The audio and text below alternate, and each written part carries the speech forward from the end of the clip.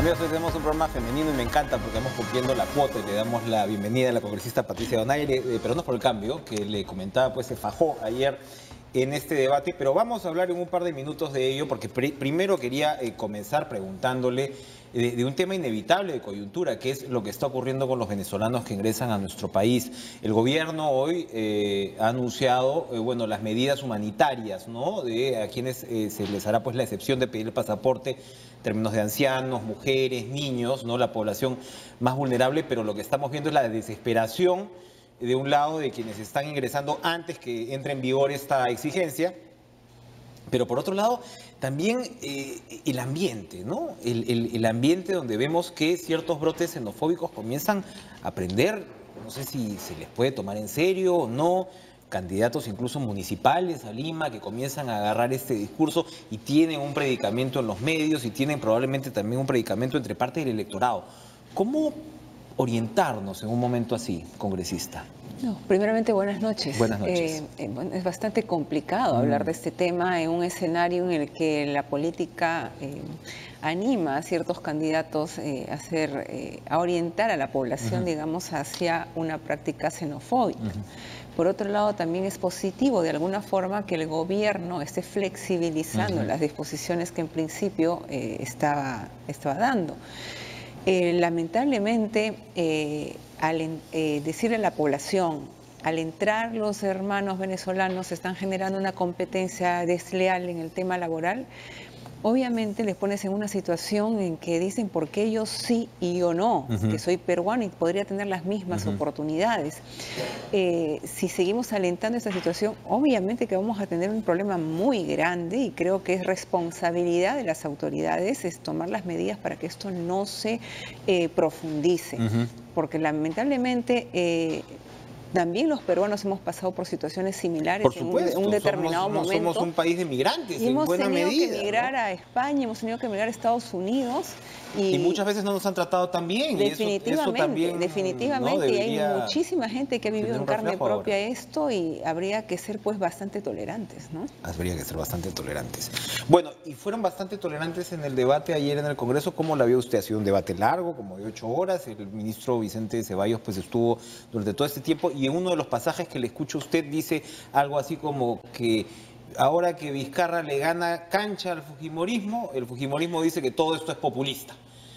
¿Hay una intención de patear el referéndum, de no hacer el referéndum, de esperar de repente que la ola de la encuesta baje para, de alguna manera, sabotear este proceso? ¿Cómo lo va midiendo usted? Todas las expresiones vertidas a lo largo del debate el día de ayer, los comentarios que se hacen en los medios de parte de los diferentes congresistas de Fuerza Popular, me llevan a pensar o a deducir que realmente no hay una voluntad de llegar al referéndum. Porque, primeramente, el referéndum ha sido planteado desde el Poder Ejecutivo.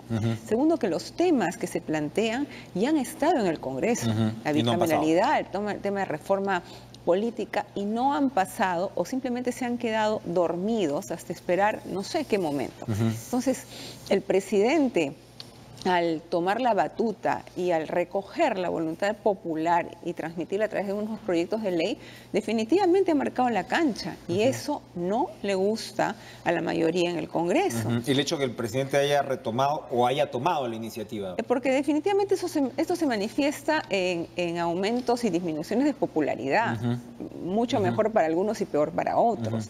Entonces, es una situación complicada y a mí, y lo he dicho y lo repito, me recordó lo que tuve que pasar hace un año atrás con el tema de la reforma electoral. Las expresiones son las mismas ahora. No nos pueden poner plazos, nadie nos puede imponer calendarizar, tenemos que trabajar con el tiempo que se necesita porque son temas muy importantes. Usted presentó la famosa reforma electoral convertida en insumo, ¿no? Y es ahora que se quiere hacer lo mismo con el proyecto del los proyectos del Ejecutivo. Porque gracias, se dice, gracias hermanito, para usar un término de moda, no nos llames, te llamaremos, ¿no? Los vamos a dictaminar, dicen, con otros proyectos similares que tratan sobre el mismo tema. Entonces, ¿cuál es la prioridad que se está dando a la iniciativa ejecutiva? Pero algo hubo ayer con la intención inicial de Rosa Bartra de patear el debate como plazo hasta julio, me parece, el próximo año, y al final se ha acordado que no, que esto va hasta septiembre para que se supone poder convocar al referéndum en octubre. ¿Esto sería una estrategia para ganar tiempo por parte de la mayoría? Había dos cosas. Primero, que en el plan de trabajo se establecía en uno de los ítems iniciales que se debía analizar la procedibilidad de los proyectos de reforma constitucional, a lo que me opuse porque dije, ¿qué análisis de procedibilidad? Eso no le corresponde a la Comisión de Constitución en el tema de forma, lo veo en la vicepresidencia que deriva los proyectos a la Comisión. Con esto estaríamos poniendo un primer parche para que no pasen, ¿no? Entonces, la presidenta Barta dijo, no, que era una mala redacción, que se corregiría, etcétera. Y luego el tema del cronograma, que se ha planteado al final del plan de trabajo, donde se establecen 2 legislaturas diferentes para la aprobación de reformas políticas, reformas constitucionales y otros temas. Entonces, ¿esto qué nos indica? Que lo que se está pretendiendo es que esta reforma constitucional, si se aprueba, y a la manera de ellos, no se va a aprobar en una legislatura y luego un referéndum. Se va a aprobar en 2 legislaturas para evitar consultar después a la población. Ese es mi, el pronóstico, mi pálpito respecto a lo que podría pasar ya conociendo un poco las expresiones de ellos. Si nos ponemos, digamos, un poquito en términos estratégicos, vamos más allá de la, digamos, de la conveniencia o no de cada uno de estos proyectos, porque ya están puestos sobre la mesa y en realidad lo que ha hecho Vizcarra, entre otras cosas, es un golpe de mando político. Definitivamente. Tiene mucho que ver. Entonces, pareciera que además del tema de iniciativa, lo que molesta mucho es sobre todo la prohibición de la reelección parlamentaria.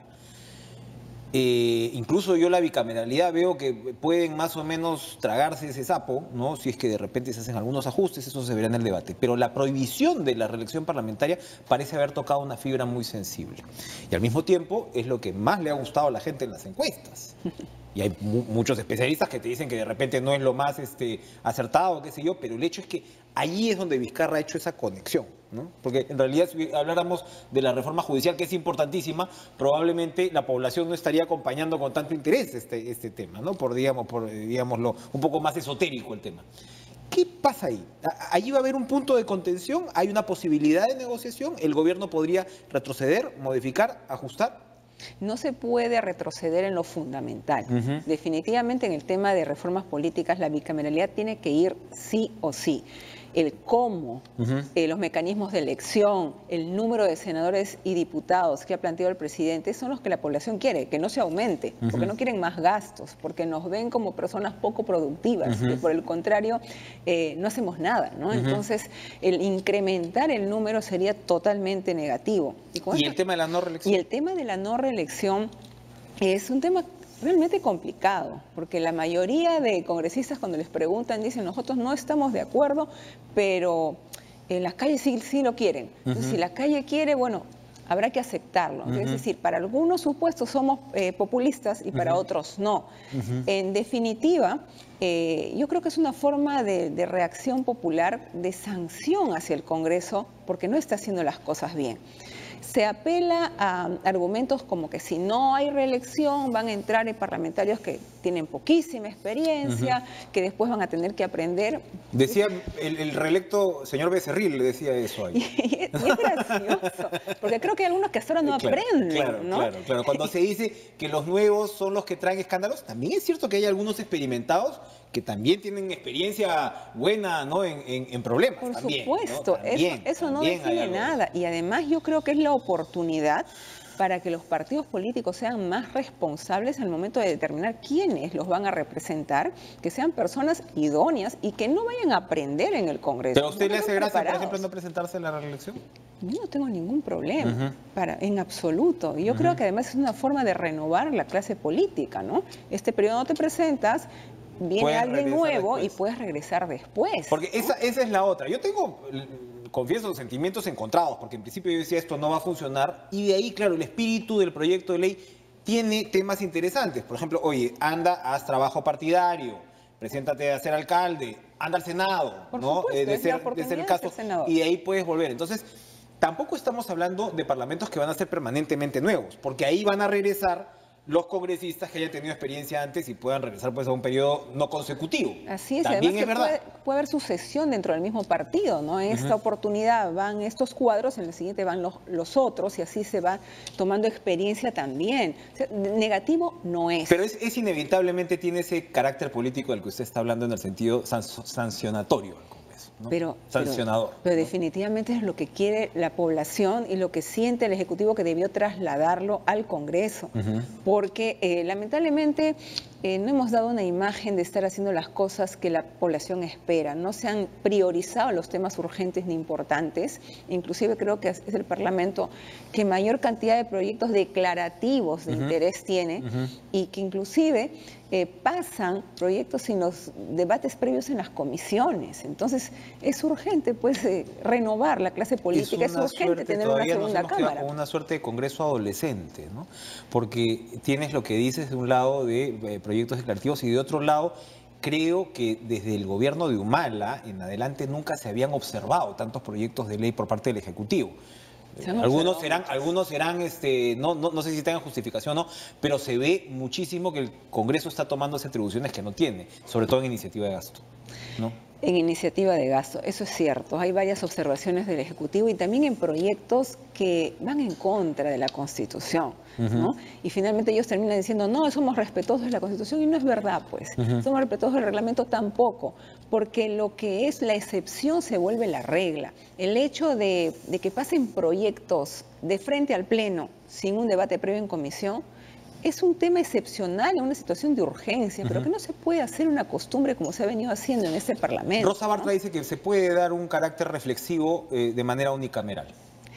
Yo creo que no. Con la experiencia que he tenido en estos 2 años, absolutamente no, y en los años anteriores.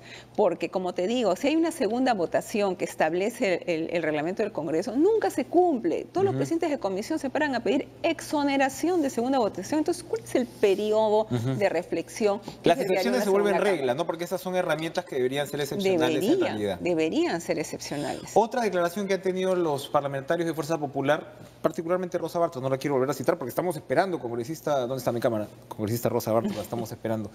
Es que con respecto a la situación del señor Chávarri y el señor fiscal de la Nación, porque hay una acusación constitucional pendiente, el Ejecutivo le está dando de alma. Ayer el ministro Ceballos volvió a incidir en lo que ya había dicho el presidente de la República con respecto pues, a lo que debería ser la renuncia del señor Chávarri, pero la señora Bartra dice que no te puedes guiar por encuestas para una decisión tan importante como esta. Pero creo que en este supuesto nadie se está guiando por encuesta.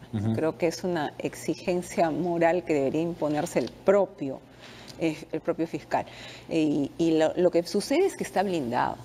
Y entiende él que en el Congreso tiene la protección necesaria y que le permite continuar en el cargo, y creo que la mejor expresión son las declaraciones de los congresistas fujimoristas. Y yo no espero que reflexionen en estos pocos tiempos que tenemos. Si no lo he hecho ahora, no creo que lo haga después, pero a menos que la presión popular determine eso. De ahí la importancia, sí, de lo que pueda expresar el pueblo a través de las encuestas, ¿no? Para terminar, volviendo a su tema original de la reforma electoral, que en realidad pues, se ha ido aprobando por parches, ¿no? ¿Cómo formular la pregunta del referendo? Porque se refiere pues, al tema del financiamiento, ¿no? Que es el corazón, el centro. ¿Se podrían introducir otros elementos en el referéndum sobre reforma política o lo más sano es quedarse en esa pregunta? Mira, hay muchos elementos más que se lo pregunto porque usted conoce mucho el tema de la reforma. ¿Cuáles serían los fundamentales? Los fundamentales para mí es el tema del financiamiento ilícito, que hay que sancionarlo penalmente, definitivamente, y que eso no está previsto en la legislación, ¿no? Se está de acuerdo en la población con que aquellos que reciban dinero de fuentes prohibidas puedan ser sancionados con una pena de prisión, ¿no? Ese es un tema fundamental. Ahora, quedan muchos temas en el tintero. Queda también el tema de independientemente de lo que es la reforma electoral, la inmunidad parlamentaria. Eso también debió... Ahí lo estamos viendo ahora mismo. Es un problema enorme. Entonces los congresistas pues estamos en una suerte de usando este mecanismo de protección de manera totalmente negativa. tratando de encubrir a personas que no deberían ser protegidas por esta prerrogativa tan importante. Entonces eso también debería consultarse. Hay una señal, claro, todo esto, todas estos derechos ante juicio y todo siempre se supone se han dado para evitar persecuciones políticas y demás, pero yo creo que es momento, ahora que usted dice, ¿no? El tema de, bueno, la población está pidiendo una suerte de sanción, ¿no? A la clase política, una corrección, dentro de los cauces constitucionales. Por supuesto. ¿No? Hay que recordarlo. Pero también necesita que la política baje al llano, ¿no? Y el tema del retiro de la inmunidad es un... Y la cuna. Pienso en políticos, pienso en jueces ahora también. Por supuesto, ¿no? también los que tienen derecho al antejuicio. Esta suerte de cultura, Así ¿no? es. extraña que tienen los supremos, ¿no? Así es, todos los que tienen derecho al antejuicio. Es más, la cuna de la inmunidad, que es Inglaterra, que luego fue Francia, ya no tienen ese beneficio. Así es. Entonces yo creo que es el momento de obedecer al imperativo de la realidad. Por algo, usted que habla de Inglaterra, civil servants, servidores civiles, Así es. ¿no? Sirvientes civiles. Es lo que somos. Es lo que tiene que ser la clase política. Gracias por estar con nosotros, Patricia Donaire. Vamos a una pausa y regresamos con más en Caramba.